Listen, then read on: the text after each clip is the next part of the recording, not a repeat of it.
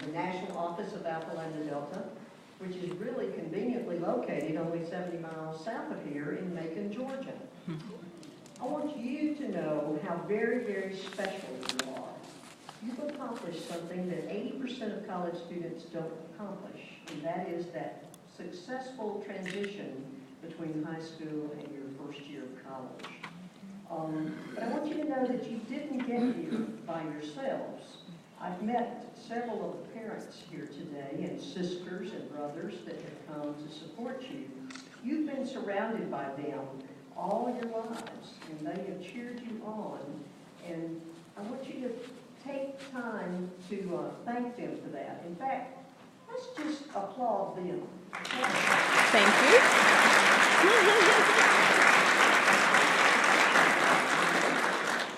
Especially today, I've met people all the way from Ghana, and Colombia, and Columbus, and Savannah, and several places. Some of you have traveled a long distance today to be in the audience to be cheerleaders, and I know that you are proud. I'm going to give you just a little personal story about opportunity. Please don't let opportunity pass you by.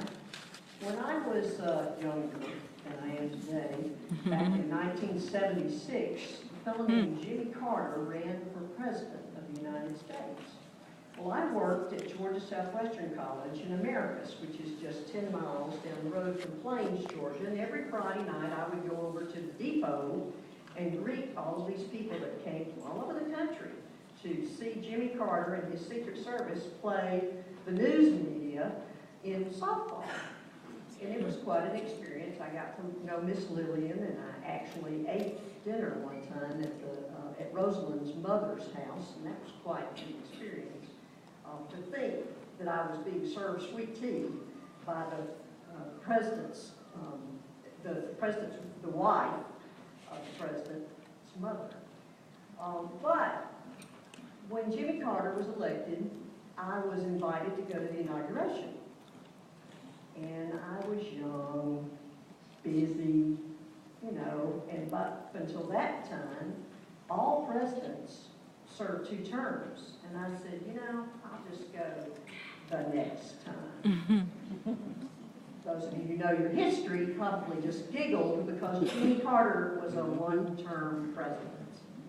Don't let opportunity pass you by. And here at Georgia State in Lamda Delta, you have lots of opportunities. You can become an officer, like these folks up here. You can become a committee chairperson or work on a committee, or you can work in some of the service projects that Georgia State does throughout the Lamda Delta. You can become active on the national level. We have 3 students who serve on our national council, a sophomore, a junior, and a senior. You could go to the National Leadership Workshop, which will be in Minneapolis in October. Lamda Delta, as you heard, offers almost $200,000 in scholarships. And some students from Georgia State have taken advantage of that and won those. The 2011 and 2012 year was very successful for Georgia State. We've got the Joanne Trove scholarships for undergraduates who excel academically and are involved in Lamda Delta activities. And they range from $1,000 to $6,000. And that's on top of the Hope Scholarship, which most of you probably are already receiving, and I would encourage you to keep that 3-5 up. This is a great start, let me tell you. We also offer, as you heard, the Stemler Study Abroad scholarships, and we just upped that to 20 scholarships of $1,000 apiece. They were named after Dr. Jim Stemler, who was the first male president of Lamda Delta. He was from the University of Portland, and in 2012, Marlena Collins and Kiana Nicholas both won those scholarships. And I would encourage you, if you get a chance, get out of the state of Georgia, get out of the United States, and study abroad. You will definitely broaden your world vision, and you will come back with renewed enthusiasm for our country, but also a broader perspective of the world in which we live. Finally, Alpha Lambda Delta offers 23 graduate fellowships from $3,000 to $7,500. Now, you might think there are hundreds of applicants all over the country for this, but I want to tell you, insider trading information here. Last year we had 50, and this year we had double that amount, but you don't forget that Alpha Lambda Delta membership is a lifetime experience. You leave Georgia State, decide to do something, and then later decide, I'm going to go back and get a graduate degree in something. You can always apply for that Alpha Lambda Delta fellowship. The application's on our website at www.nationalald.org, and I would encourage you to apply for that. The deadline is always January 31st. In the late 80s, Linda and Richard Eyre wrote a book called Life Balance, in which they stated the greatest personal challenge for all of us in the 21st century will be life balance. How to balance the often conflicting focal points of your life: work, self, family, or friends. We'll look at each of these balancing points. The first is self. The best way to serve others is by taking care of oneself. If we don't take care of ourselves, then we can't take care of others, and we won't be the best person or student that we can be. People who advance in their careers are usually people with high energy levels. Getting proper exercise, eating a balanced diet, and obtaining sufficient rest can help to maintain that high energy level and promote good health.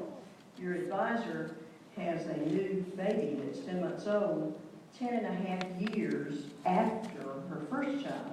I think she needs a lot of energy to get this job done, as well as to take care of those two children.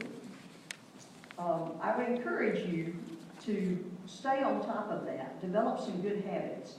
Obesity is a huge problem in the United States, and recently I had an opportunity to ride in a car with the executive director of the Ronald McDonald House in Macon, and she was at the bedside of her father, who was suffering from COPD, and heard the doctor say, if you don't lose weight, you're going to die.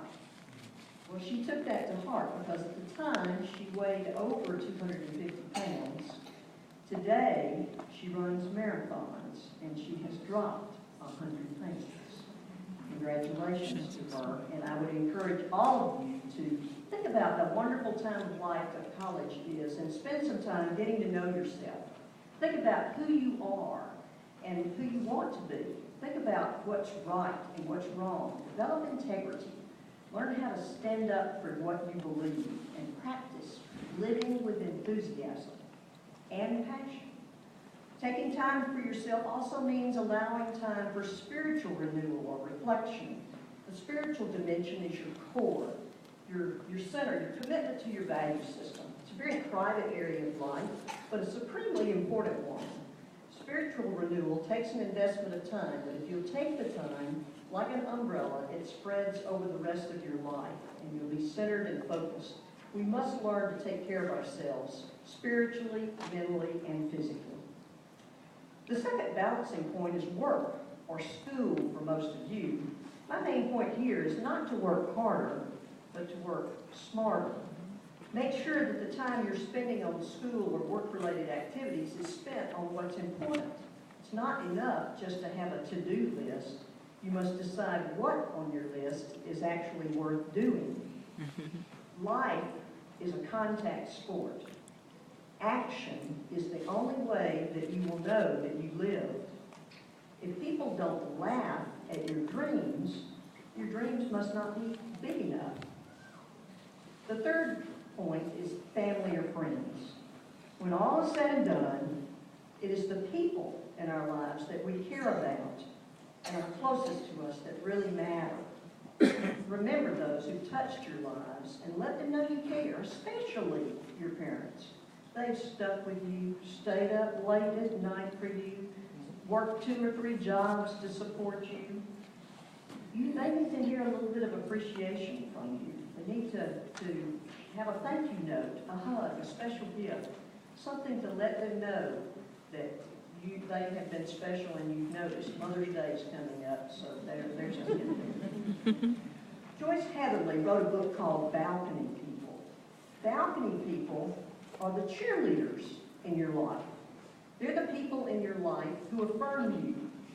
To the side today, we have a lot of balcony people. Now, the other kind of people, Heatherly called basement people. And they're the ones who bring you down. They criticize you with their judgmental words and their negative evaluations. Be sure to surround yourself with balcony people and be a balcony person yourself. Be a cheerleader for others. Don't forget to say thank you and express appreciation. Those acts of kindness will go a long way to support people. Pick up the phone, send an email, write a text message, kiss your mom, hug your dad. Live a life of generosity. Take the money you would have spent on beer and give it to a charity. Work in a soup kitchen. There are a lot of people in Atlanta with lots of needs. Be a big brother or big sister. All of you want to do well, but doing well is not enough. You have to do good. It's easy to waste our lives, our days, our time, and our minutes. It's so easy to exist and not just to live. Recently heard a story about a 6-year-old boy named Shane who lost his dog Belter to cancer. After the vet put the dog to sleep, the parents and Shane wondered aloud about the sad fact that animals live a lot shorter lives than humans. Shane thought about it a minute and kind of piped up and said, I think I know why. People are born and they have to learn to live a good life. But dogs, they know how to live a good life. And they come here and do that. So they don't have to live as long. Remember, if a dog were your teacher, you would learn things like, when loved ones come home, always run to greet them. Take naps. Run, romp, and play daily. Avoid biting when a simple growl will do. When you're happy, dance around and wag your whole body. Never pretend to be something that you're not. And when someone's having a bad day, sit close by and nuzzle them gently. There comes a time in life when you need to walk away from all the drama and the people who create it.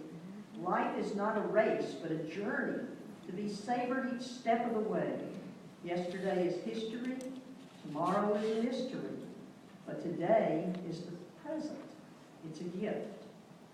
In this ever-advancing technological age, we spend more and more of our time on our cell phones, iPhones, iPads, BlackBerry, watching TV, and less time talking to one another. I want you to pause a few minutes and think about this. No one is ever going to put on their tombstone, well, she had 942 Facebook friends, but she didn't have time for her family or friends. Betty Siegel, the former president of Kennesaw College, gives a strong analogy that I'm going to close with. Think of the parts of your lives as balls in a juggling act. You'll spend a lot of time trying to juggle those balls of work, self, and family. But remember that they're not made out of the same material. Your work balls are made out of rubber. Your study balls are made out of rubber. You can drop one and it will bounce back and you can catch it. But those balls of family and self, your health, those are made of glass. But they might break if you drop them. So be careful when you juggle your balls. Set your priorities in life and be careful what things are important. I want to close with the Alpha Lambda Delta admonition. You're going to hear this again in just a few minutes. May you find in the years ahead the rewards of the educated person: imagination, adventure, humor, compassion, and understanding. May you have tolerance in your dealings with all persons, generosity in giving to those in need, and insight into the feelings of others.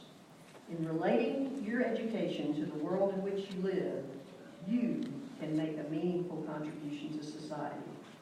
You have obviously earned membership in Alpha Lambda Delta. You are our brightest and our best. Please go forward and make the best. We're counting on you. Thank you.